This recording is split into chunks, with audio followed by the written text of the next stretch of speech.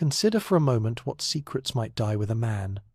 Not the small deceptions we all carry, but truths so explosive they could rewrite history itself. In a modest hospital room in Buenos Aires, 1977, a dying man prepares to shatter 3 decades of silence. His name is Hans Baur, and he flew Adolf Hitler across Europe 1,400 times. He stood in the Führerbunker until the very end.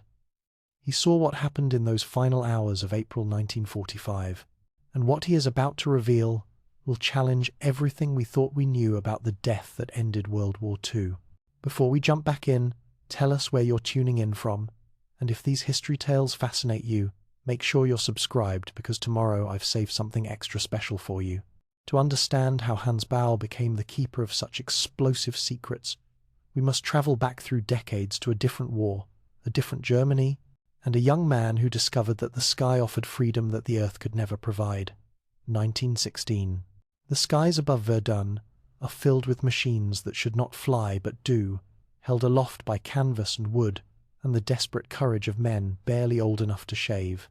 Hans Baur sits in the cockpit of an Albatros D3 fighter, his hands steady on controls slick with morning frost, watching a French Nieuport banking toward him through clouds that smell of cordite and burning fuel. He is 22 years old and has already killed 11 men. Not with his hands, not face to face, but through the machine gun mounted before him that turns human beings into falling objects trailing smoke. The mathematics of aerial combat are brutal and simple. See first, position correctly, fire accurately, survive. Baur possesses all these skills with a proficiency that marks him as exceptional, even among the elite who have survived long enough to be called aces. The Nieuport comes at him from above, the classic advantage position, but Baur has seen the attack developing for 40 seconds, a lifetime in combat measured in heartbeats. He pushes the stick forward, dropping his aircraft into a dive that seems suicidal, letting gravity accelerate him until the wings begin to shudder. The French pilot follows, committing to the pursuit, and this is the mistake Baur has been waiting for.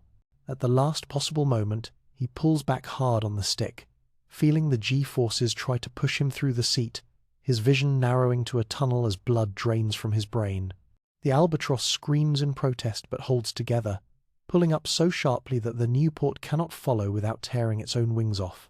The French pilot tries anyway, desperate or brave or both, and Baur watches the enemy aircraft shudder, hesitate, and stall. Now the positions are reversed. Now Baur is above, behind, in the killing position. His thumb finds the trigger, and the machine gun hammers its brief, definitive statement. The Nieuport's fuel tank erupts in orange flame, and another human being begins the final journey to Earth, this one burning as he falls. 17. That is the final count by the time the war ends. 17 Allied aircraft destroyed, 17 pilots killed or captured, and Hans Baur still alive, still flying, still possessed of reflexes sharp enough to turn death away when it comes seeking him at 300 kilometers per hour. But the end of the war brings a different kind of death. Germany in 1918 is a nation defeated, humiliated, forbidden by the Treaty of Versailles from possessing military aircraft. The skies that gave Baur purpose are suddenly closed to him. He returns to civilian life like a migratory bird forced to remain earthbound, working jobs that feel like imprisonment: mechanic, instructor at a flight school that must pretend its students will never see combat, test pilot for civilian aircraft that bore him with their predictable docility. He teaches Hermann Göring advanced combat maneuvers in 1923, 2 former aces circling each other in the sky above Bavaria, testing limits that the treaty says they should not possess. Göring is heavier now, slower, but still competent, still hungry for the rush that comes from mastering 3 dimensions. They form a friendship built on shared memories of when the sky was their domain and death was merely another aspect of the morning's work. The years pass. Germany rebuilds in secret what the treaty forbids in public. Military aviation continues in clandestine training programs, in aircraft factories that produce machines with suspiciously robust engines, in pilots who maintain skills they are not supposed to possess. Baur flies for Lufthansa, the civilian airline that serves as cover for military development, ferrying passengers across Europe in aircraft that could be converted to bombers with relatively simple modifications. And then, in 1932, comes the encounter that will redirect the trajectory of his entire life. The airfield outside Munich is battered by a storm that has grounded everything with wings. Rain hammers horizontal against the windows of the operations building, and wind gusts are topping 80 kilometers per hour. No rational pilot flies in these conditions. The risk of turbulence alone could tear an aircraft apart, to say nothing of the zero visibility and the very real possibility of being blown off course into the Alps. But Hans Baur has a schedule to keep. He has passengers waiting, including one who has specifically requested that this flight not be delayed regardless of weather. The passenger is Adolf Hitler, not yet Chancellor but already a political force, rushing to a rally where thousands wait to hear him speak. The operations manager tries to convince Baur to postpone. The other pilots refuse to fly, citing safety regulations that exist specifically to prevent aircraft from attempting takeoffs in conditions like these. But Baur reads the weather with the instincts developed over thousands of flight hours. He sees the storm's structure, understands its movement, recognizes a window that will let him take off, climb above the worst turbulence, and reach his destination before conditions worsen. "We fly," he says simply, and begins his pre-flight inspection in rain that soaks him through in seconds. Hitler boards the aircraft with several aides who look distinctly unhappy about the decision to proceed. The Junkers trembles in the wind like a nervous horse, and as Baur advances the throttles for takeoff, he can feel the gusts trying to push the aircraft sideways off the runway. He compensates with rudder and aileron, keeping the machine centered through sheer force of will translated through control surfaces. The takeoff is violent. The aircraft bounces twice on the runway before finally achieving flight, and immediately the storm grabs it, shaking it like a predator with prey. Baur's hands move in constant small corrections, reading the turbulence through the controls, anticipating the next gust before it arrives. Behind him, he can hear someone being sick into a bag, but he maintains focus on the instruments and the feel of the aircraft. They climb through 3,000 meters of storm, tossed and battered, ice forming on the wings despite the de-icing equipment running at maximum. And then, suddenly, they break through into crystalline air above the clouds, where the sun shines on a landscape of white peaks and valleys that stretch to the horizon. The transformation is so abrupt it feels like emerging from underwater, from chaos into serenity.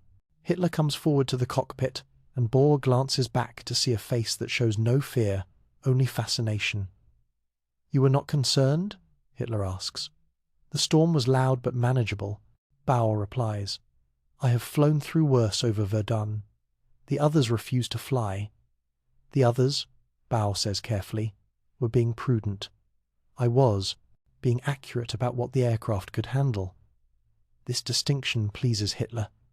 Throughout the flight, as Baur navigates by dead reckoning and the occasional break in the clouds, they talk. Hitler asks about the war, about aerial combat, about what it feels like to kill from the sky. Baur answers honestly, without boasting or false modesty, describing combat as a technical problem solved through superior positioning and marksmanship. They land at the destination airfield 40 minutes ahead of schedule, touching down so smoothly that the passengers are surprised the flight has ended. Hitler is the last to disembark, and before he leaves, he turns to Baur with an expression of calculation. "If I need a pilot I can trust completely," he says. "Would you be available?" "I fly for Lufthansa." "That," Hitler replies, "can be arranged." 6 months later, after Hitler becomes Chancellor in January 1933, Hans Baur receives an official summons. He is offered the position of personal pilot to the Führer of Germany, with rank and salary that make his current position seem like poverty. But more than the money, more than the prestige, what attracts Baur is the promise of purpose. To fly for the leader of a nation rebuilding itself, to be entrusted with the life of someone who thousands follow, this offers, meaning that commercial aviation never provided. He accepts and begins a relationship that will last 12 years and span 200,000 flight hours across the expanding Reich. The early flights are routine: Berlin to Munich, Munich to Hamburg, Hamburg to Nuremberg. Hitler crisscrosses Germany in a frenzy of rallies and speeches, and Baur keeps him on schedule with the precision of a military operation. They develop a rhythm, a wordless understanding of timing and procedure. Baur learns Hitler's preferences: window seat on the left side, minimal conversation during takeoff and landing, long discussions during cruise when the Führer wants to think aloud. Trust builds through accumulated hours of shared risk. The flight to Vienna in 1938, when engine trouble forces Baur to make an emergency landing in a farmer's field, the Junkers coming to rest 50 meters from a stone wall that would have killed them all. The Polish campaign in 1939, when anti-aircraft fire becomes a daily hazard, and Baur develops evasive patterns that make Hitler's aircraft nearly impossible to target.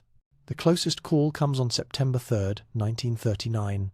They are flying at low altitude over newly conquered Polish territory, when a Polish PZL fighter emerges from cloud cover directly ahead. The range closes to less than 200 meters point blank for aircraft-mounted weapons, and Baur sees the Polish pilot's guns traverse toward them. He slams the controls sideways, throwing the aircraft into a roll that should be impossible at this altitude, feeling the structure groan under the stress. The Polish guns fire, but the bullets pass through space the Junkers occupied a half-second earlier, and then miraculously, impossibly, the enemy guns jam. Baur sees the Polish pilot hammering on his controls, trying to clear the malfunction, and in that frozen moment of reprieve he completes the roll, drops to treetop height, and disappears into terrain so low that following would be suicide. Behind him, Hitler says nothing. But when they land, he grips Baur's shoulder with a strength that surprises the pilot, and the look exchanged between them requires no words. Baur has saved the Führer's life through skill that operates faster than conscious thought, and from that moment forward his position is unassailable. The aircraft upgrade to a 4-engine Focke-Wulf Condor in 1940 reflects Hitler's expanding range of operations. The Condor is a magnificent machine, pressurized, comfortable, capable of flying from Berlin to North Africa without refueling. Its cabin is configured as a mobile office, with maps, communications, equipment, and room for Hitler's senior staff. Baur flies it like the bomber it could easily become, maintaining altitudes above most fighters, using speed and range to make interception difficult. But it is at altitude, in the pressurized cabin where conversations cannot be overheard even by the guards seated 20 feet away, that Hitler begins to reveal himself. The Führer talks to Baur, the way some people talk to priests or therapists, not seeking advice, but using speech to organize thought, to work through problems by giving them voice. Baur hears plans for invasions months before they happen. He listens to Hitler's theories about race, about destiny, about Germany's rightful place in a reordered Europe. Some of it makes Baur uncomfortable, but he is not a political man. He is a pilot who has sworn loyalty to his passenger, and loyalty means keeping confidences, maintaining discretion, serving with absolute reliability. The Eastern Front changes everything. When Germany invades the Soviet Union in June 1941, Baur finds himself flying into combat zones with regularity. They visit Wolf's Lair, Hitler's eastern headquarters, making the journey at night when Soviet aircraft are less active. Baur watches the Führer's confidence begin to crack after Stalingrad, sees the physical deterioration accelerate through 1943 and 1944. Dr. Theodor Morell begins accompanying them on flights, and Baur witnesses something that disturbs him deeply. Hitler receives injections mid-flight, administered by Morell with a casualness that suggests routine. The injections are supposed to be vitamins, hormone treatments, medications for the Führer's chronic stomach problems. But Baur knows drugs when he sees them. The way Hitler's pupils dilate after the injections, the sudden energy followed by crashes, the increasing dependence, these are not symptoms of vitamin therapy. Years later, medical analysis will confirm what Baur suspects during those flights. Morell is injecting Hitler with methamphetamine, cocaine derivatives, and a cocktail of other substances that would kill a less determined patient. The Führer is being poisoned by his own doctor, his judgment compromised, his paranoia amplified, his physical health destroyed in the name of maintaining the appearance of vigor. Baur says nothing. It is not his place to question medical treatment, and by this point in the war, Hitler has become untouchable, surrounded by yes-men who tell him what he wants to hear. The pilot maintains his role, fly the aircraft, keep the Führer safe, execute orders without comment, but privately, Baur notes everything. He remembers dates, times, dosages. He observes the correlation between the injections and Hitler's increasingly erratic decisions. He watches a man he has flown for a decade transform into something else, something desperate and unpredictable, sustained by chemicals rather than strength. The assassination attempts begin. The first is in 1943, a bomb planted on the Führer's aircraft that fails to detonate due to cold at altitude. Baur discovers it during routine inspection after landing, his blood turning cold when he realizes how close they came to disintegrating at 10,000 meters. He changes all security protocols, personally inspects every centimeter of the aircraft before each flight, trusts no one except his own crew. 6 more attempts follow. Some are sophisticated, some are desperate. All fail through a combination of Baur's vigilance and blind luck that seems to protect Hitler like armor. The pilot develops an instinct for danger, changes flight plans at the last minute when something feels wrong, varies routes and altitudes randomly to prevent patterns that could be exploited. By 1945, they have logged 200,000 flight hours together. Baur knows Hitler's moods before the slaughter. Führer speaks, can read the political situation by which aides are summoned to in-flight conferences, understands through observation what the Reich will do before official orders are issued. And then, in February 1945, during a night flight to the bunker in Berlin, Hitler says something that makes Baur's hands tighten on the controls. "If I am captured," the Führer says quietly, staring out at darkness, "they will put me on trial like a common criminal. They will parade me before cameras, humiliate Germany itself through my person. This cannot be allowed to happen." Baur waits, knowing more is coming. "Preparations must be made," Hitler continues. "Alternatives. Do you understand?" And Hans Baur, who has flown this man across Europe for 12 years, who has saved his life 7 times, who has become the most trusted servant in the Reich, understands perfectly. The Führer is preparing to disappear.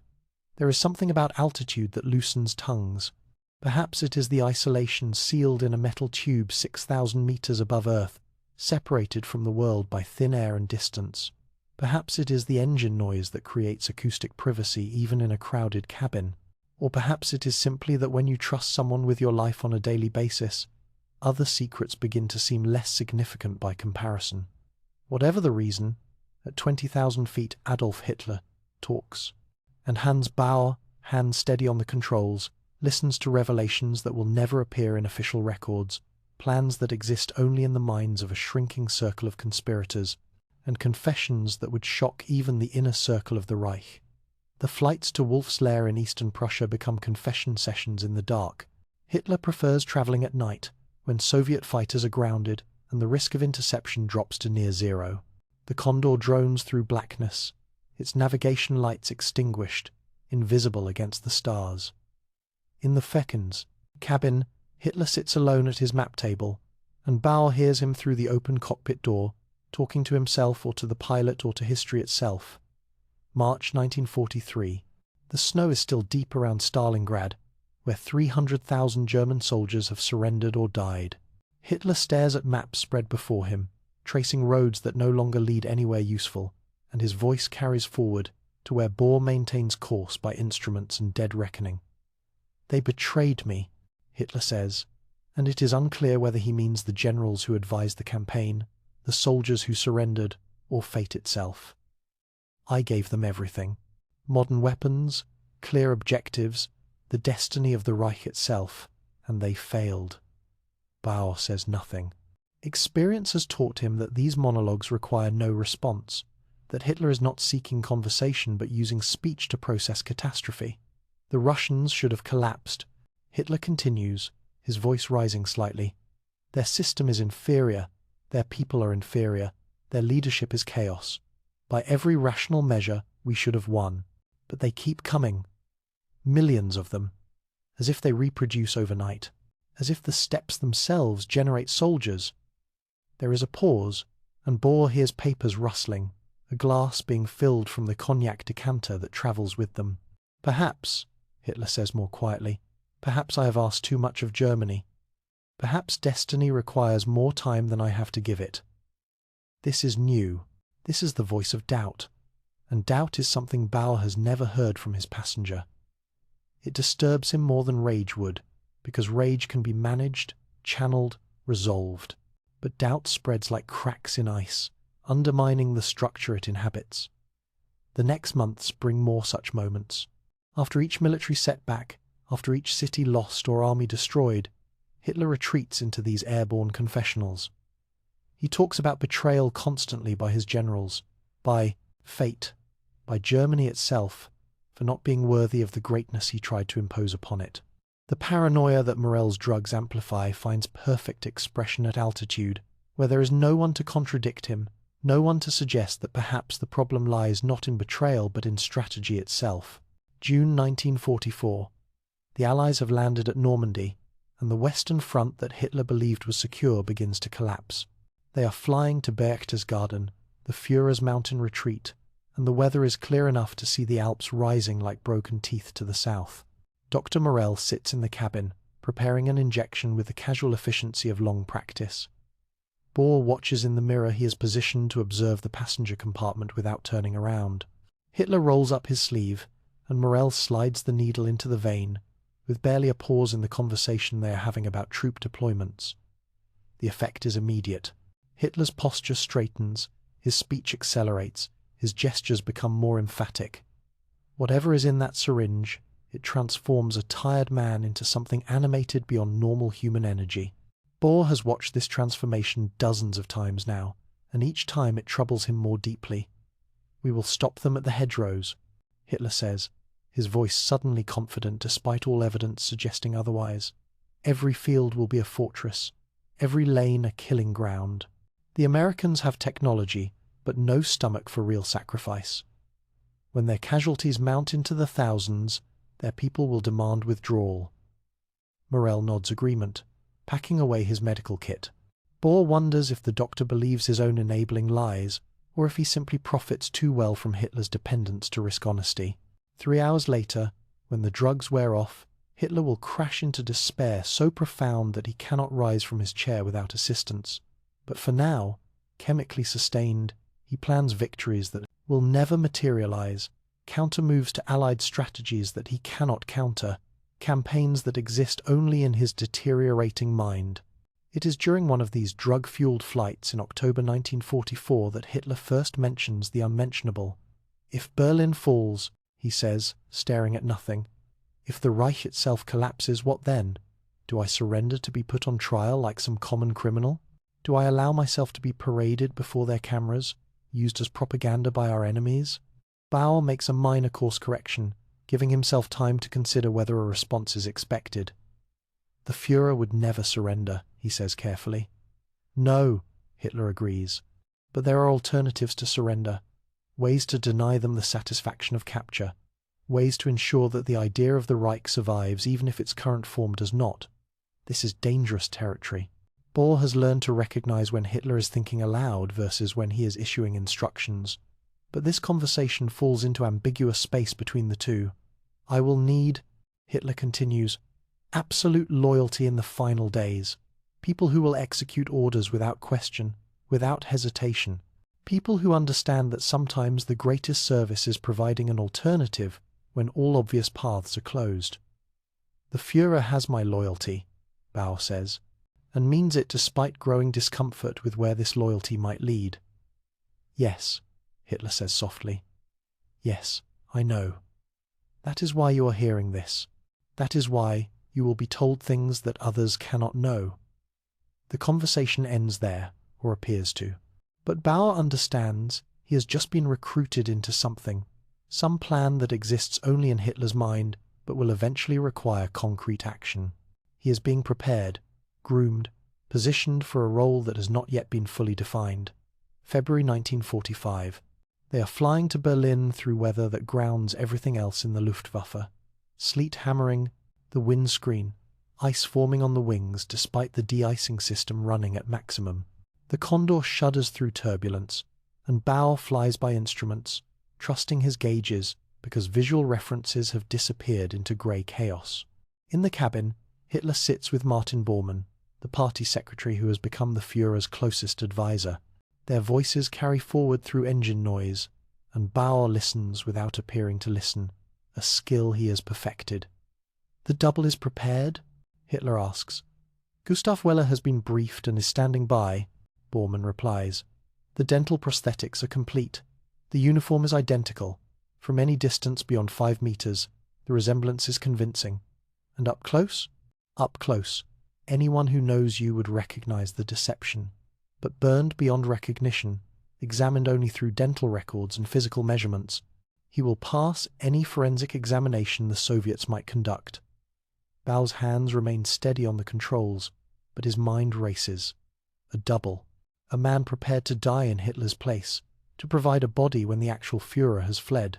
The implications are staggering, but also perfectly logical for someone who has spent years planning every contingency.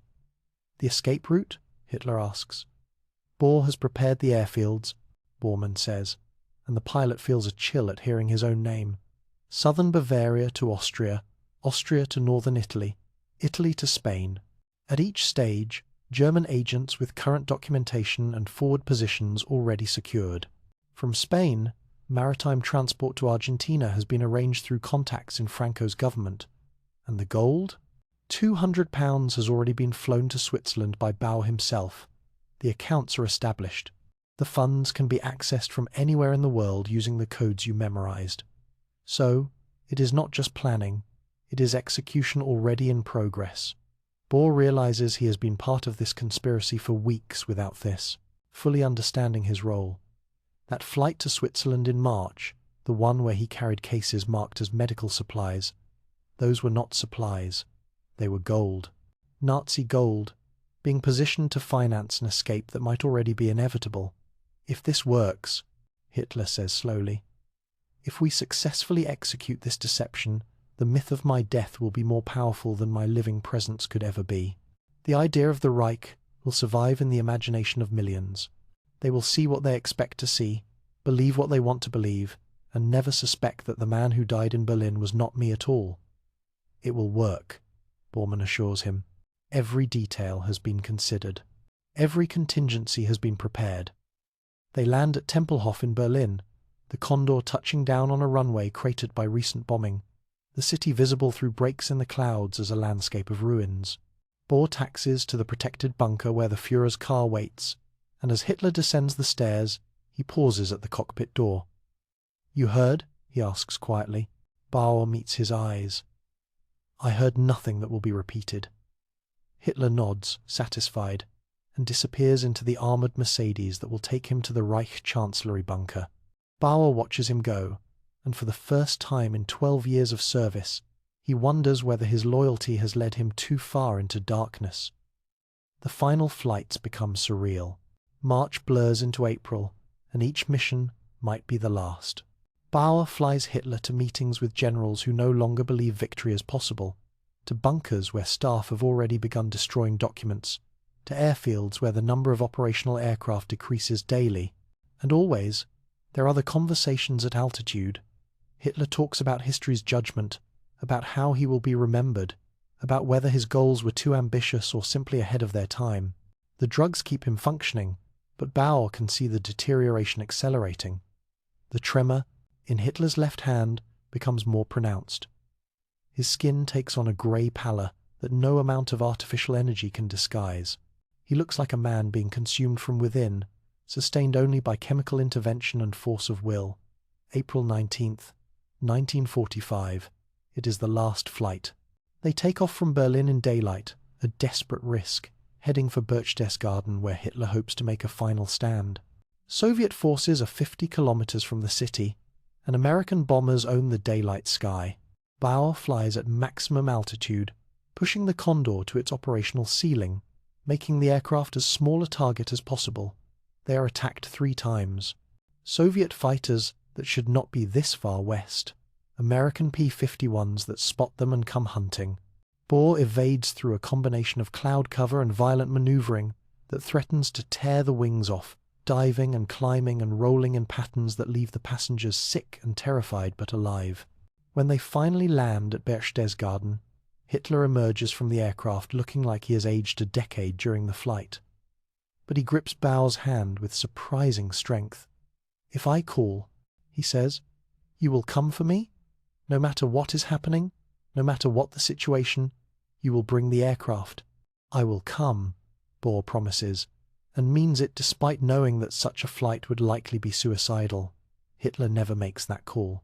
3 days later, he returns to Berlin by car, against all advice, returning to the bunker that will become his tomb or his stage for the greatest deception of the 20th century.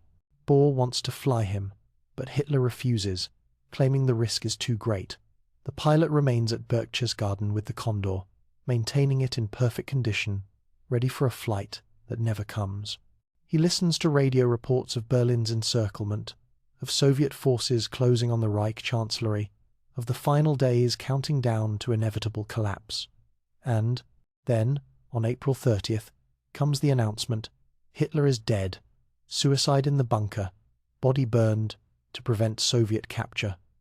Baur listens to the broadcast with emotions he cannot untangle: relief that the war is ending, grief for the man he flew for 12 years, and underneath it all, a question that will haunt him for the rest of his life.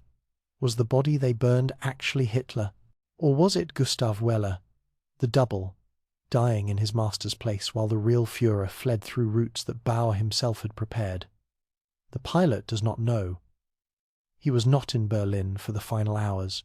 He was at Berchtesgaden, maintaining an aircraft for a flight that never happened, or perhaps for a flight that did happen but used a different pilot, a different route, a different passenger manifest that history will never examine. 2 days later, Baur attempts to return to Berlin. The Allies are everywhere. The Luftwaffe no longer exists as an organized force, but he is compelled to see the bunker, to find out what actually happened. He flies the Condor at treetop height, dodging Allied patrols, landing at a small airfield on the city's outskirts that is somehow still under nominal German control. He makes it 2 blocks toward the Reich Chancellery before Soviet troops capture him. They know exactly who he is. Hitler's pilot, one of the most wanted men in Germany. They have questions about escape routes, about secret airfields, about whether the Führer could have survived, and they have methods of asking those questions that will break most men. But Hans Baur has been preparing for this interrogation since February. He has constructed what he calls his inner fortress, the part of his mind where certain secrets live beyond the reach of torture or drugs or time. And in that fortress, protected by will that seems superhuman, he locks away the truth about conversations at 20,000 feet, about gold flown to Switzerland, about a double named Gustav Weller, who may or may not have died wearing Hitler's face. The Soviets will have him for 10 years. They will try everything to break that fortress, to extract the secrets they know he carries. And they will fail, because Hans Baur learned loyalty from Adolf Hitler, himself absolute, unwavering, maintained until the very end. Or perhaps maintained beyond the end, protecting a deception that allows history's greatest villain to slip away into darkness, leaving only questions that will never be fully answered, and secrets that will die with the man who kept them. 55 feet beneath the ruins of Berlin, concrete walls weep with condensation that smells of mold and fear. The Führerbunker is not a fortress but a tomb being sealed from the inside, its corridors lit by generators that cough and wheeze like dying lungs. Every 90 seconds, Soviet artillery strikes close enough to shake dust from the ceiling, a rhythmic reminder that the world above is being systematically destroyed. Hans Baur navigates these corridors with the confidence of someone who has earned unlimited access. He is one of 12 people who can move freely through the bunker without escort, without question. The SS guards recognize him instantly, stepping aside as he passes, knowing that the pilot carries authority that transcends rank or protocol. April 26, 1945. 4 days remain until history records Hitler's death. Baur has returned to Berlin against all logic, driven by loyalty and curiosity in equal measure. The aircraft he flew from Berchtesgaden sits hidden in a camouflaged hangar 2 kilometers away, fueled and ready for a flight that seems increasingly impossible. The bunker is chaos wrapped in procedure. Staff burn documents in oil drums, filling the corridors with acrid smoke. Secretaries type final orders that will never be transmitted. Officers cluster in small groups, speaking in whispers about surrender terms and escape routes and the likelihood of Soviet mercy. Baur finds Eva Braun in her small suite, drinking champagne as if celebrating rather than preparing for death. She has always existed in a strange bubble of denial, Hitler's mistress kept carefully separate from the machinery of war, and even now she maintains the delusion that some miracle might intervene. "Hans," she says brightly, as if greeting him at a party rather than in a concrete tomb, "will you join me? The champagne is excellent, and there's no point in letting it go to waste." He accepts a glass out of politeness, watching her with a mixture of pity and incomprehension. She is 33 years old, beautiful in a fragile way, and she has chosen to die here rather than accept the multiple escape offers she has received. "He's asked me to marry him," she says, and there is genuine joy in her voice. "After all these years of being hidden, of not existing officially, he's finally making me his wife. I'm happy for you," Baur says, and means it despite knowing that this marriage will last less than 40 hours. She drinks deeply from her glass. "We'll be married tomorrow evening. Just a brief ceremony, nothing elaborate. The registrar is being brought in. It will be official, legal, recognized by history." Baur wonders what history will recognize, what history will believe, what history will ever know about the truth of these final days. But he says nothing, simply drinks champagne that tastes like ashes, and watches Eva Braun pretend that love conquers everything, even artillery that shakes the walls every 90 seconds. Martin Bormann is burning papers in the conference room, feeding documents into a steel drum where flames consume reports and orders and evidence. He works with mechanical efficiency, barely glancing at what he destroys, as if the content no longer matters, only the elimination of proof. "Baur," he acknowledges without stopping his work. "The aircraft is ready, fueled and positioned, but the route from here to the hangar is through Soviet-controlled streets. Getting the Führer there would require a miracle or a convoy that doesn't exist." Bormann feeds more papers to the flames. "Miracles," he says quietly, "or alternatives, plans within plans, options that most people will never see or understand. This is Bormann's specialty, the hidden contingency, the backup plan that no one discusses openly." Baur has flown missions at this man's direction, without knowing their true purpose, carried cargo that was not what the manifest claimed, landed at airfields that officially did not exist. "The double," Baur says, making it a statement rather than a question. Bormann pauses in his paper feeding, glancing toward the corridor to ensure they are alone. "You've heard too much at altitude," he says, but there is no anger in his voice, only resignation. "Yes, Gustav Weller is here, being prepared. The resemblance is remarkable, and what the fire will leave behind will convince anyone who expects to find Hitler's body." Where is he now? The medical chamber, being fitted with the final prosthetics. The dental work is precise. When they examine the jaw, they'll find exactly what Hitler's dentist would identify. The height, the build, even the tremor in the left hand has been practiced. It's extraordinary craftsmanship in service of deception. Baur feels as if he is standing on ice that might crack at any moment. And the real Führer? Bormann returns to burning papers. Will be wherever he needs to be. That's all anyone needs to know, including you. Your role is to maintain the aircraft, to be ready if called, and to say nothing about what you've seen or heard. Can you do that? I've been doing it for 12 years.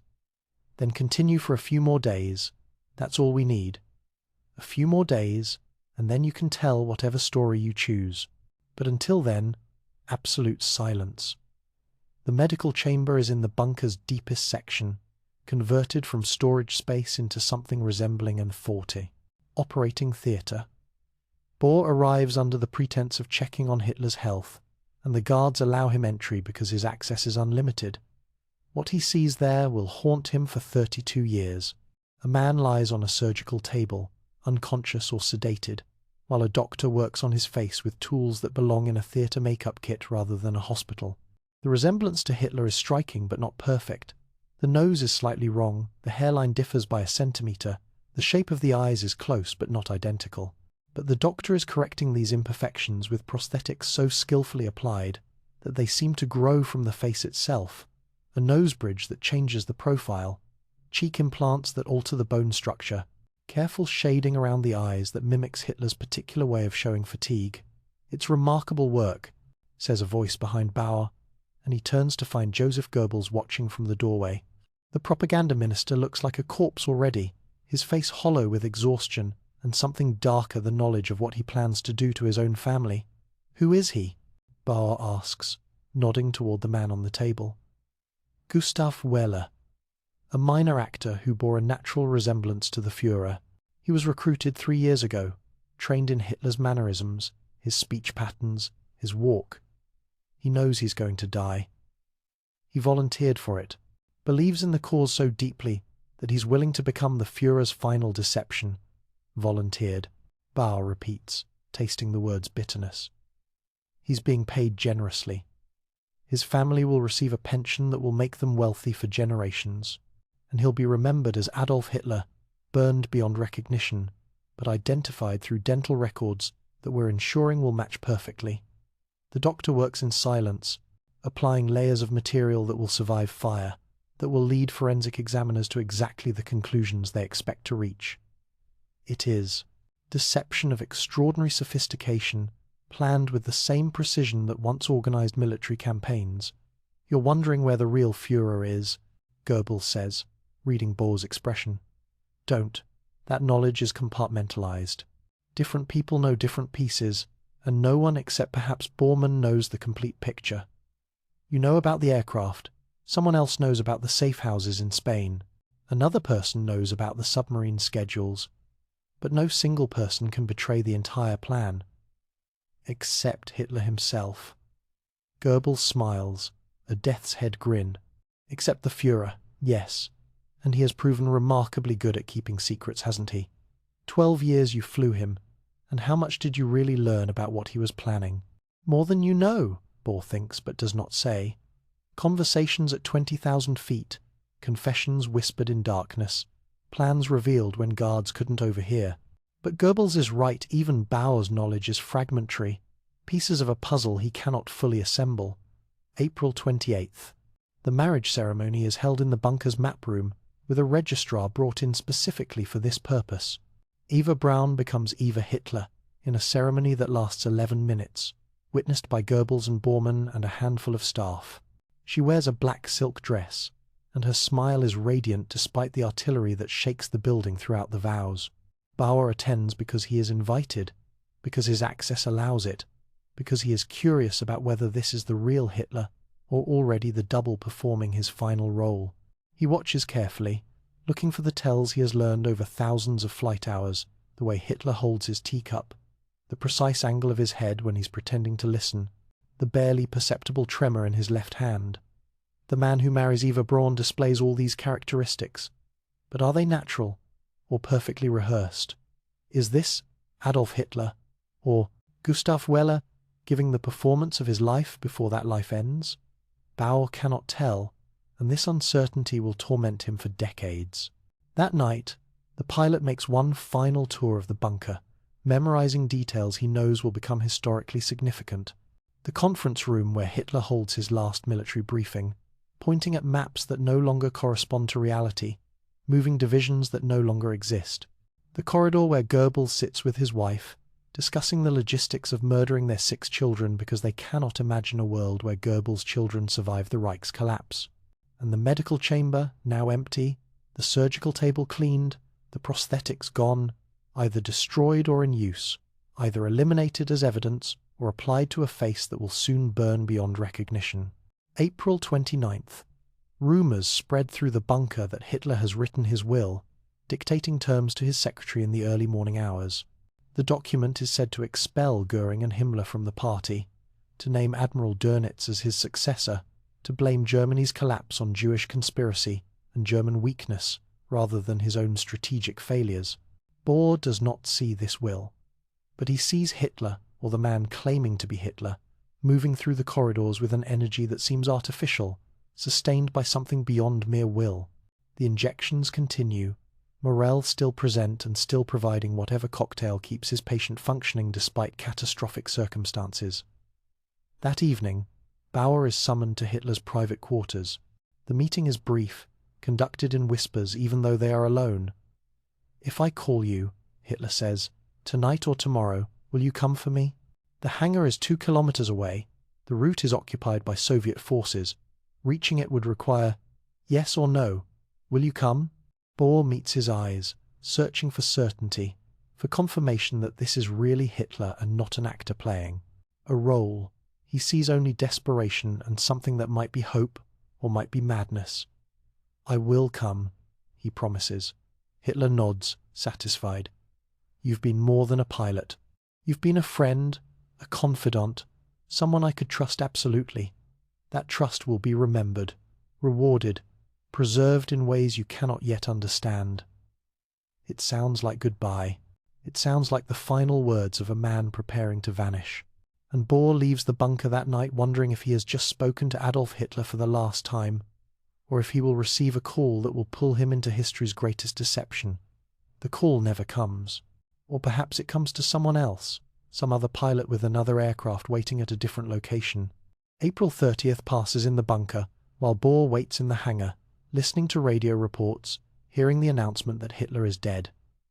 He does not know what to believe, so he does the only thing he can. He tries to reach the bunker, to see with his own eyes what remains, and the Soviets, waiting for exactly such attempts, capture him 2 blocks from the Reich Chancellery.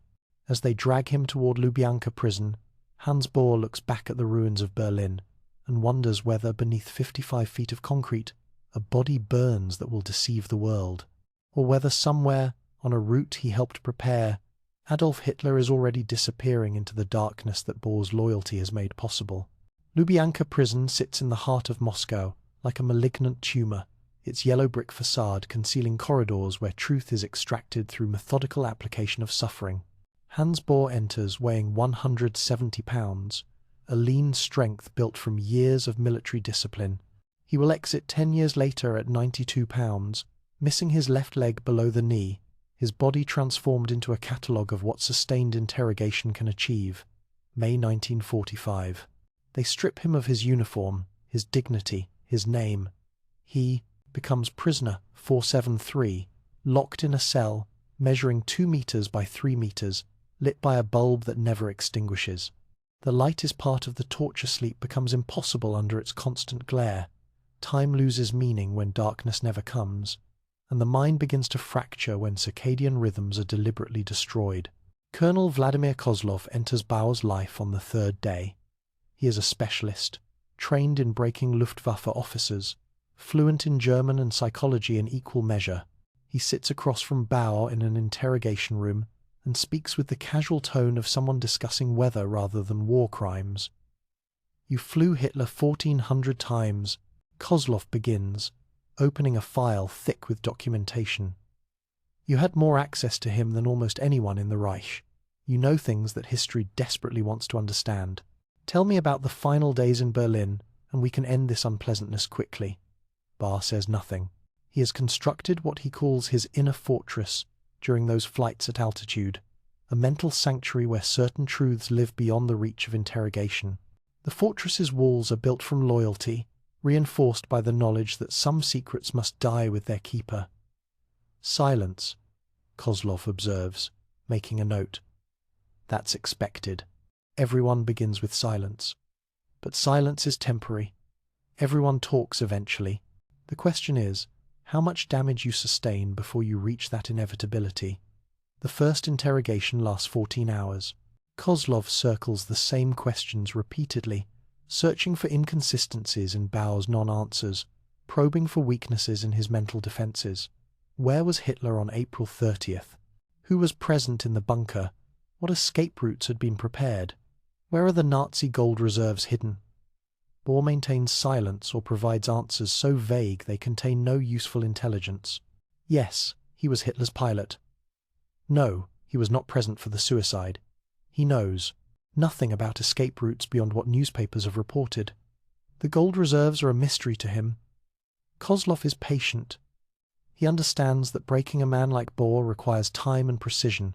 Brute force is crude, unreliable, but systematic pressure applied to specific psychological vulnerabilities that produces results. They begin with sleep deprivation. Baur is awakened every 36 minutes around the clock, given just enough rest to drift towards sleep before guards hammer on his cell door. After 72 hours, hallucinations begin. After a week, he can no longer remember his mother's face.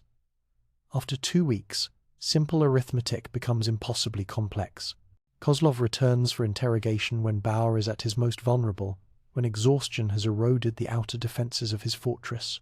"Tell me about the escape aircraft," Kozlov says gently. "We know you prepared multiple planes at hidden airfields. We have documents suggesting routes through Spain. Just confirm what we already know. And you can sleep. 12 hours of uninterrupted rest. Imagine it." Baur imagines it. The temptation is overwhelming. But he retreats deeper into his fortress, finding strength in stubbornness that borders on inhuman. "I prepared no escape aircraft," he says, his voice barely audible through exhaustion. "Hitler died in the bunker. Everyone knows this." Kozlov's patience fractures slightly. Everyone knows nothing. "The body we recovered was burned beyond recognition. The dental records we have could be falsified. We need confirmation from someone who was there, who had the access, who would know if Hitler escaped. Then you need someone else. I was in Berchtesgaden when Hitler died." This is technically true, which makes it the perfect deception. Baur was indeed in Berchtesgaden on April 30th. But what he witnessed in the days before, what he helped prepare, what he knows about doubles and prosthetics and carefully switched dental records, all of this remains locked in his fortress. The interrogations continue. 712 formal sessions over 10 years, each meticulously documented in Soviet records. Kozlov tries every technique in his considerable arsenal. Food deprivation until Baur's ribs show like piano keys. Temperature extremes that leave him shivering or sweating but never comfortable. Isolation so complete that he begins to forget language, to lose the ability to form coherent thoughts. They make him write his statement about Hitler's death, then write it again, then again. 300 times they demand the same account, searching for the inconsistency that will reveal deception. But Baur's story never changes because it is built on a foundation of careful truth. He was not present for the suicide. He does not know what happened to Hitler's body. He prepared no escape routes. All technically accurate, all fundamentally misleading. In his second year of captivity, frostbite claims his left leg. The prison is unheated in winter, and Baur's cell is particularly cold. His toes blacken, infection spreads, and the Soviet doctors amputate below the knee with minimal anesthetic. The surgery is crude, the recovery agonizing, and Baur lies on his cot wondering if death might be preferable to this endless suffering. But dying would mean the secrets die too. And somewhere, perhaps, the information he protects still matters. Perhaps Hitler did escape, is living under an assumed name in Argentina or Paraguay, and Baur's silence is the final service he can provide to the man he flew for 12 years.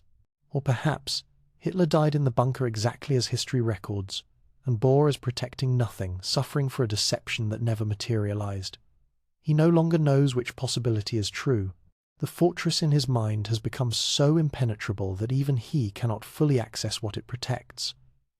Year 5 brings a change in tactics. Kozlov is reassigned, replaced by younger interrogators who try different approaches. They offer deals, cooperation in exchange for better conditions, information in exchange for medical care, truth in exchange for eventual release. They show him photographs of other captured Nazis who have cooperated, who now live in comfortable Moscow apartments working as consultants to Soviet intelligence. Baur refuses every offer, not because he is brave, but because he no longer knows how to surrender. The fortress has become his identity. Without it, he is nothing but a broken body in a Soviet cell. With it, he is still Hans Baur, the pilot who kept faith when faith was all he had left. They try showing him newspaper articles about the Nuremberg trials, about Nazis who have been executed or imprisoned. They tell him loyalty to a dead regime is pointless, that Hitler would not have maintained such devotion if their positions were reversed. They appeal to reason, to self-interest, to basic survival instinct. But Baur has moved beyond such considerations.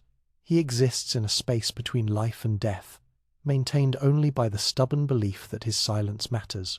The fortress has become a prison of its own, one he can never escape because opening its gates would mean acknowledging that his suffering has been for nothing. In year 7, they try a new approach. They bring another prisoner to his cell, a young German who claims to have served in the Führerbunker, who says he witnessed Hitler's suicide, who provides details that match what the Soviets want to believe. They hope Baur will contradict him, will correct the details, will reveal what he actually knows in the process of refuting this plant. Baur simply agrees with everything the young man says. Yes, that sounds accurate. Yes, that matches what I heard. Yes, I believe Hitler died exactly as described. His fortress remains intact. Year 8 brings a medical crisis. Malnutrition has damaged Baur's heart, and he collapses during an interrogation. The Soviet doctors stabilize him because he's more valuable alive than dead, but they warn he cannot survive much longer under current conditions. His body has been pushed past normal limits, sustained only by will that should have broken years ago. The interrogations become less frequent. Even the Soviets recognize that breaking Hans Baur is impossible. Whatever secrets he carries will die with him, locked in a fortress that 10 years of torture could not breach. He has won, if such survival can be called victory. Year 10. Stalin dies, and the political winds shift across the Soviet Union. German prisoners are reviewed for potential release, part of diplomatic overtures to West Germany. Baur's name appears on a list of candidates. He has given the Soviets nothing useful, but his continued imprisonment serves no purpose beyond vengeance. They release him in December 1955, putting him on a train to East Germany with papers documenting his imprisonment and a warning that speaking publicly about his experience would be inadvisable. He weighs 92 pounds, has one leg, and looks 20 years older than his actual age of 61. But the fortress remains intact. Whatever secrets Hans Baur carried into Lubyanka prison, he carries out again. The Soviets tried everything: sleep deprivation, starvation, temperature extremes, psychological manipulation, forced writing, isolation, torture, both subtle and crude. Nothing worked. He crosses into West Germany and disappears into anonymity, becoming another displaced person in a nation rebuilding itself. He takes jobs that accommodate his missing leg, lives quietly, attracts no attention. The Nazis who write sensational memoirs, who sell their stories to magazines, who profit from their proximity to Hitler, Baur watches them with contempt.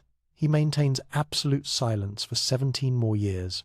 Through the 1960s, as historians debate Hitler's final days and the Soviets slowly release information about what they found in the bunker. Through the early 1970s, as new evidence emerges and old witnesses die. Through it all, Hans Baur says nothing, until cancer gives him a deadline, until death becomes inevitable and silence becomes pointless, until a hospital room in Buenos Aires becomes the place where secrets locked in an inner fortress for 32 years finally escape into history.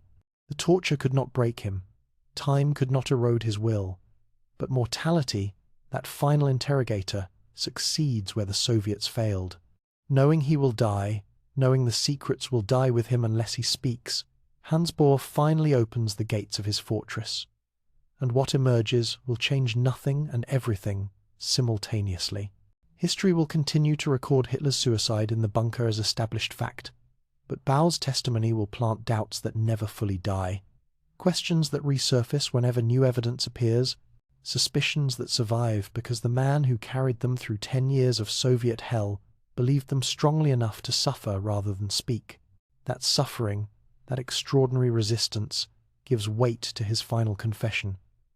If he had nothing to hide, why endure such punishment? If his story was simple truth, why maintain such absolute silence? The Soviets must have believed he knew something worth torturing him for a decade to extract, and perhaps he did. Perhaps locked in that fortress, protected by will that seems superhuman, Hans Baur carried truth that the world was not ready to hear. Truth about escape routes and body doubles, and the greatest deception of the 20th century. Or perhaps the fortress protected nothing but stubborn loyalty to a dead tyrant, maintained through suffering because surrendering meant admitting that 12 years of service had been for a man who did not deserve such devotion. Either way, Hans Baur emerged from Soviet darkness with his secrets intact, and when he finally chose to speak, decades later, and continents away, the world had to listen to a man who had proven he could not be broken. Buenos Aires, 1977. The city has become a refuge for those carrying European secrets, a place where German names provoke no questions, and the past can be quietly buried beneath new identities. Hans Baur arrived here in the early 1960s, drawn by rumours of a community that understood silence, that respected the unspoken agreement not to investigate too deeply into anyone's history. He works as a mechanic, his skills with aircraft translating adequately to automobiles despite his missing leg. He lives in a modest apartment, maintains few friendships, and for 17 years successfully disappears into the anonymous masses of displaced Europeans, rebuilding lives far from the ruins they left behind. But cancer has a way of forcing reconsideration. The diagnosis comes in March, delivered by a doctor who gives him 6 months, perhaps less. The tumour in his lungs is inoperable, too advanced for treatment, fed by decades of cigarette smoke and the respiratory damage from Soviet prisons. Hans Baur, who survived Verdun and Lubyanka and 32 years of self-imposed silence, will be killed by cells that have forgotten how to die properly. He thinks about this for 3 weeks, weighing the value of maintaining secrets against the permanence of taking them to his grave. What purpose does silence serve now? Hitler is dead, has been dead for 32 years, regardless of whether it happened on April 30th or some later date in some hidden location. The Reich is gone, scattered to history books and war tribunals and the guilty memories of survivors. The people who might be endangered by his revelations are either dead themselves or so deeply hidden that no testimony will locate them. And perhaps most importantly, Baur realizes he wants someone to know what he endured. He wants the world to understand that the Soviets tortured him for 10 years trying to extract information that, if his claims are true, would have rewritten history. He wants credit for the fortress he maintained, recognition for suffering that left him maimed and broken but never defeated. So in April 1977, Hans Baur contacts 3 Argentine journalists who specialize in historical investigation. He tells them he was Hitler's personal pilot, that he has information about the Führer's final days that contradicts official history, and that he is willing to be recorded making these claims before death silences him permanently. The journalists arrive skeptical. They have heard from many old Germans claiming proximity to Hitler, most of them lying or deluded or seeking attention that life has otherwise denied them. But Baur's documentation is legitimate Luftwaffe service records, photographs showing him with Hitler, and most convincingly, Soviet release papers detailing his 10 years in Lubyanka prison. They set up recording equipment in his hospital room and begin asking questions. And Hans Baur, who maintained absolute silence through torture that would break most humans, finally opens the gates of his fortress. He starts with the escape routes, not theories or speculation, but specific coordinates of airfields he personally prepared in southern Bavaria, northern Austria, and northern Italy. He names the German agents positioned at each location, provides their cover identities, describes the documentation that was prepared for Hitler under the name Adolf Schicklgruber, using Hitler's father's original surname before it was changed to Hitler. The airfield near Salzburg, Baur says, his voice steady despite the oxygen tube beneath his nose, was fully operational until June 1945. I positioned extra fuel there myself in March. 2 Fieseler Storch aircraft were hidden in a reinforced hangar that looked like a farm building. I test flew both planes to ensure they were reliable. The journalists press for more details. How would Hitler have reached these airfields from Berlin? Baur describes a network of safe houses, loyal SS officers who maintained properties along the route, vehicles pre-positioned for rapid movement. He claims the journey from Berlin to Bavaria could be completed in 18 hours using back roads that Allied forces had not yet secured. From Salzburg to Spain was more complex, he continues.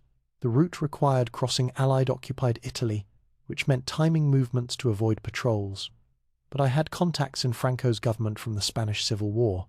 They owed Germany favours, and they understood the value of providing sanctuary to someone who might someday be useful.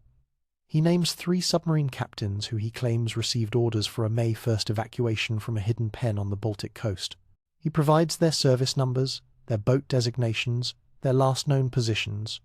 These are details that can be verified or debunked through military records, specific enough to be investigated. U-530, commanded by Kurt Lang, U-977, commanded by Heinz Schaefer, and U-2530, commanded by Adalbert Schnee. All three were ordered to stand by for a priority evacuation, destination Argentina.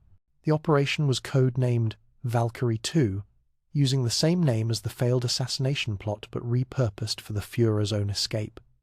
The journalists exchanged glances. These names, these details, they can be checked against naval records. If Baur is fabricating, he's doing so with extraordinary precision. But his most explosive claim centers on what he says he witnessed in the bunker itself. The body double, Gustav Weller, being prepared with prosthetics that would survive burning. The careful switching of dental records, overseen by Martin Bormann personally, and the photographer who documented everything, Karl Hoffmann, Baur says, and this name carries weight because it can potentially be tracked. Reich Chancellery Photo Department. He was ordered to photograph both Hitler and the double from multiple angles, creating a visual record of the substitution. The photographs were supposed to be destroyed, but Hoffmann told me he made copies. He said if Germany lost the war, he wanted insurance, something he could trade for protection. "Did you see these photographs?" one journalist asks. "I saw him taking them. Whether copies survived, I don't know, but find Hoffmann, if he's still alive. Ask him what he photographed on April 28, 1945. Baur describes the prosthetics in technical detail, the material used, the application process, the way they were designed to survive fire while preserving dental work that could be examined. He claims a German doctor named Ernst Günther Schenk oversaw the medical aspects, though Schenk himself was primarily responsible for nutritional research rather than cosmetic work. The genius was in the simplicity, Baur explains. Burn a body beyond recognition, ensure the dental work matches Hitler's records, and let forensic examiners confirm what everyone expects to find. The Soviets wanted proof they had killed Hitler. We gave them that proof, even though the body was someone else's. The journalists ask about the Swiss gold flight, and Baur provides specifics that make them lean forward with renewed interest. March 15, 1945. 200 pounds of gold bullion, packed in cases marked with Red Cross symbols and labelled as medical supplies. The flight path from Tempelhof to Zurich, landing at a civilian airfield where Swiss businessmen took delivery without questions. The gold was deposited in 3 separate banks, Baur says. I don't know the account numbers, those were memorized by Hitler and Bormann, but I know the banks, Credit Suisse, Union Bank of Switzerland, and a private institution in Geneva whose name I never learned. The total fund was estimated at 5 million, Reichsmarks in gold and foreign currency, enough to finance dozens of escapes. He admits his knowledge has limits. He did not witness Hitler leaving Berlin. He does not know what routes were actually used versus merely prepared.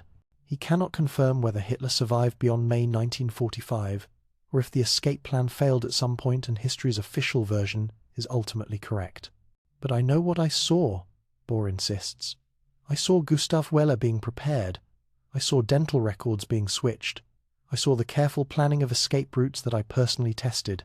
And I know the Soviets tortured me for 10 years because they believed I had information that could confirm Hitler's survival. Why would they do that if his death in the bunker was certain? The interrogation in Lubyanka becomes central to his testimony. 712 sessions, he repeats the exact number. The sleep deprivation, the forced writing, the 300 identical statements about Hitler's death, Colonel Kozlov's specific questions about escape aircraft and South American routes. They knew something, Baur says. Their questions were too specific to be random. They had intelligence suggesting Hitler escaped, and they needed confirmation from someone who would know. I gave them nothing, but my silence told them I was protecting something significant. He provides names of other captured Germans who claimed Hitler survived Luftwaffe personnel, bunker staff, SS officers who mentioned escape plans under interrogation. Most of these men are dead now, their testimonies buried in Soviet archives, but Baur remembers their names and what they claim to know. The interview stretches across 3 days, with Baur growing visibly weaker as cancer consumes his remaining strength. But he pushes through exhaustion to document everything, to empty the fortress before death seals it permanently.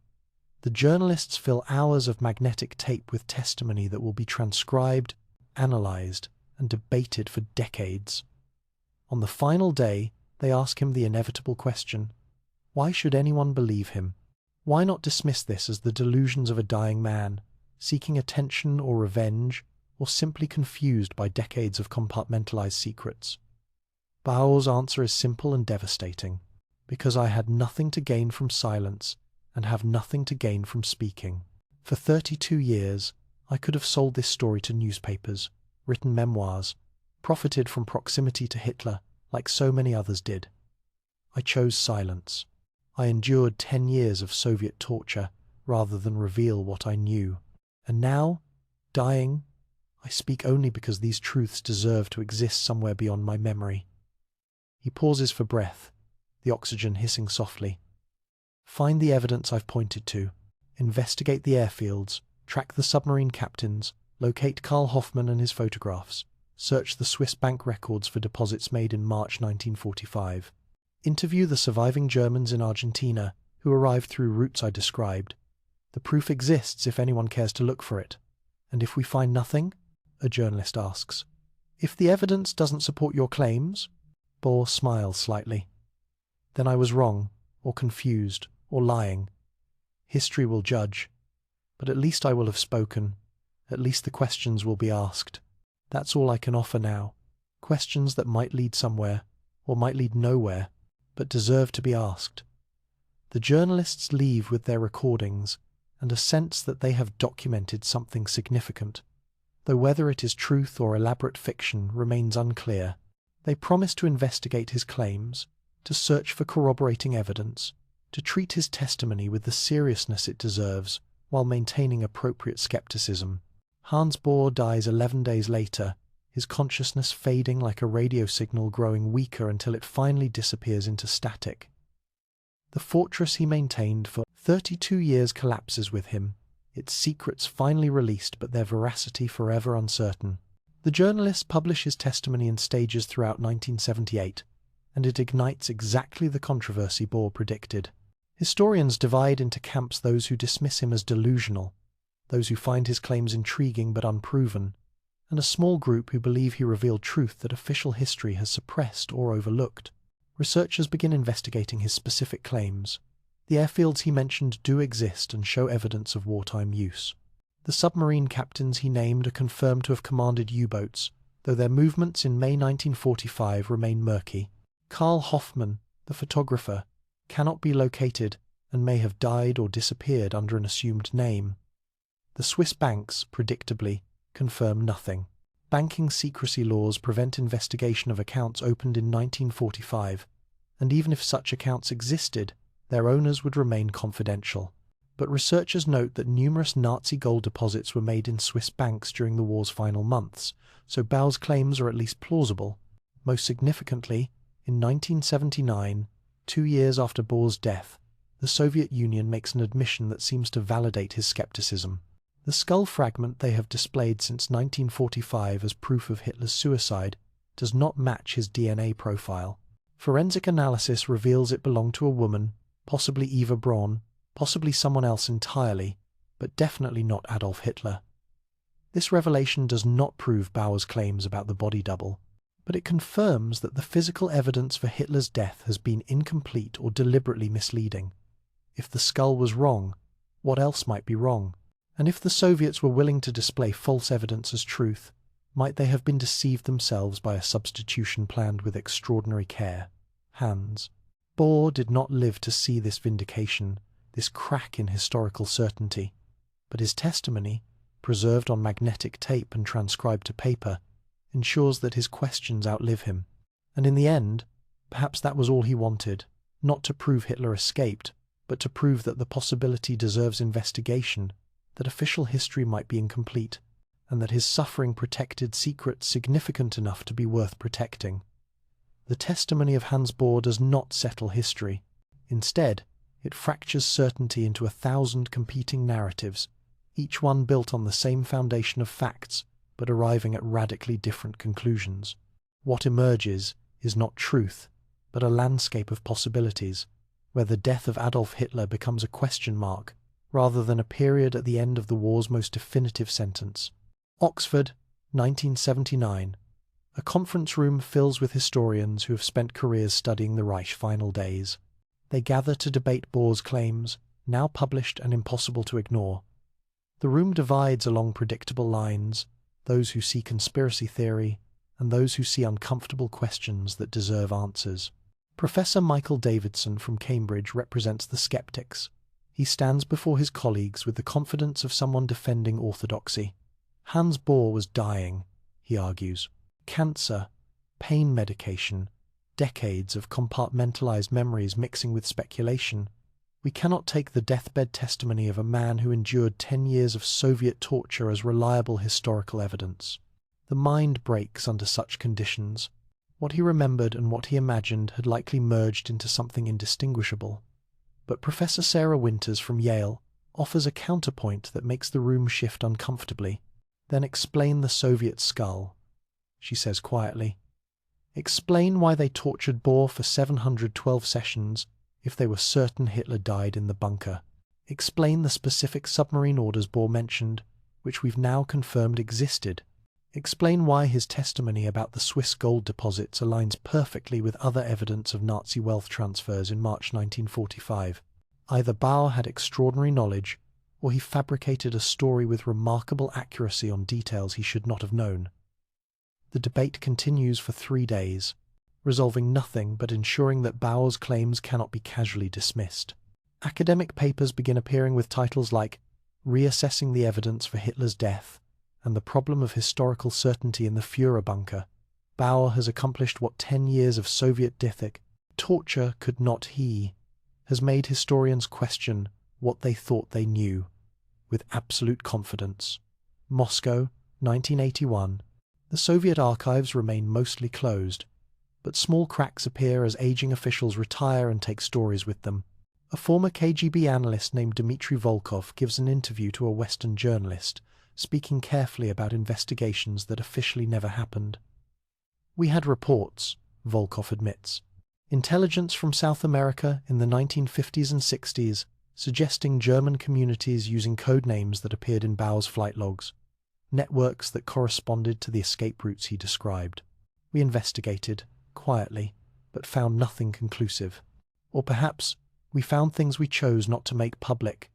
The journalist presses him. What things? What did the KGB discover?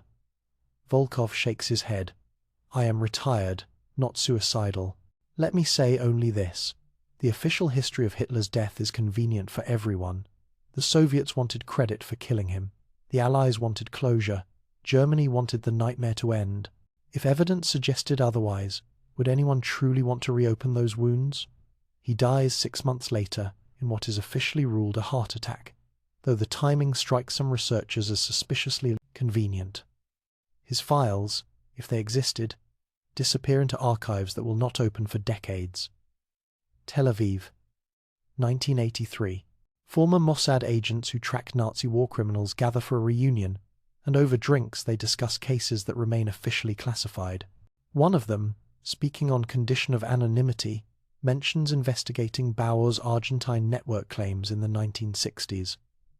We found a community in Patagonia, the agent recalls. Germans who arrived after the war, living under assumed names. They used code names for their settlements that matched locations Baur mentioned in his flight logs. We could never prove Hitler was among them, but the network existed exactly as Baur described. Did Mossad investigate further? The agent's expression becomes guarded. We had limited resources and many targets. We focused on war criminals we could definitively identify and prosecute. Chasing a ghost that might be Hitler, or might be fantasy, was not our priority. But yes, we noted the correlations, and yes, we wondered. The Mossad files on these investigations remain classified. Freedom of information requests are denied on grounds of national security. Whatever Israeli intelligence learned about Baur's claims, they have chosen to keep it locked away. Washington, 1997. The Nazi War Crimes Disclosure Act forces the CIA to begin releasing declassified documents about intelligence operations related to World War II. Among tens of thousands of pages, researchers discover references to something called Condor routes, Baur's exact term for the escape paths he claimed to have prepared. The documents are heavily redacted, but what remains is suggestive. CIA analysts in the 1950s investigated reports of a sophisticated Nazi escape network through Spain to South America. They identified key nodes that match Baur's testimony about airfields and safe houses. They noted code names that appear in Luftwaffe logs associated with Baur's flights, but the investigation was apparently closed without conclusion. The final memo, dated December 1956, states only, "Further inquiry deemed counterproductive to current strategic objectives," which is diplomatic language for, "We found something, but revealing it serves no one's interests." More documents trickle out over the following decades, each one adding fragments to a puzzle that refuses to cohere into a complete picture. References to Project Valkyrie 2 that might be the submarine evacuation Baur described. Financial records showing suspicious transfers through Swiss banks in spring 1945. Reports from American military personnel who questioned whether the burned body in the bunker was actually Hitler. None of it proves Baur's claims. All of it keeps the questions alive. Buenos Aires, 2008. Researchers finally locate Karl Hoffmann, the photographer Baur claimed documented the body double. He is 93 years old, living in a nursing home under a name he adopted in 1946. Initially he refuses to speak about the war, but eventually agrees to a recorded interview. "I photographed many things in the bunker," Hoffmann says carefully. "Some of them I was ordered to destroy. Whether I destroyed all the photographs, whether copies survived, I cannot say. Did he photograph Gustav Weller? Did he document a body double being prepared?" Hoffmann stares at the recorder for a long moment. "I photographed what I was ordered to photograph. If someone claims I photographed a double, I will neither confirm nor deny it. My conscience is my own business." He dies 3 weeks later, his secrets maintained to the end. If photographs survived, he did not reveal their location. If he knew the truth about Hitler's death, he chose to take it with him. The debate continues into the 21st century, fueled by each new piece of evidence and each new generation of historians, unencumbered by the INSCA. Emotional need for historical certainty. DNA analysis becomes sophisticated enough to examine remains from the bunker, but the samples are contaminated, incomplete, and disputed. Russian authorities provide some access to their archives, but key documents remain classified or have mysteriously vanished. In 2009, a fragment of skull they claim is Hitler's is finally tested conclusively. The results are shocking. The skull belongs to a woman between 20 and 40 years old. Not Hitler. Not even male. The Soviets' primary physical evidence for Hitler's death is definitively proven false. This revelation should vindicate Baur. Instead, it simply makes the mystery deeper. If the skull was wrong, was it deliberate deception or Soviet incompetence? If the Soviets were fooled, does that prove the body double theory, or merely demonstrate that forensic analysis in 1945 was primitive? The questions multiply faster than answers can be found. Modern historians point out that extraordinary claims require extraordinary evidence, and Baur's testimony, however detailed, is not sufficient proof. The absence of definitive physical evidence for Hitler's escape does not prove he died in the bunker, but neither does it prove he escaped. We are left in the uncomfortable position of not knowing, of living with uncertainty about one of history's most significant moments. But perhaps that uncertainty is appropriate. Perhaps Hans Baur's final gift to history is reminding us that what we think we know is always incomplete, always potentially wrong, always subject to revision when new evidence emerges, or old witnesses finally speak. Consider what Baur accomplished. A man who could have profited from sensational claims instead chose silence for 32 years. A man who withstood 10 years of Soviet torture without breaking, finally spoke only when death made silence pointless. His testimony forced the release of classified documents, prompted investigations across multiple countries, and kept alive questions that comfortable history wanted to bury.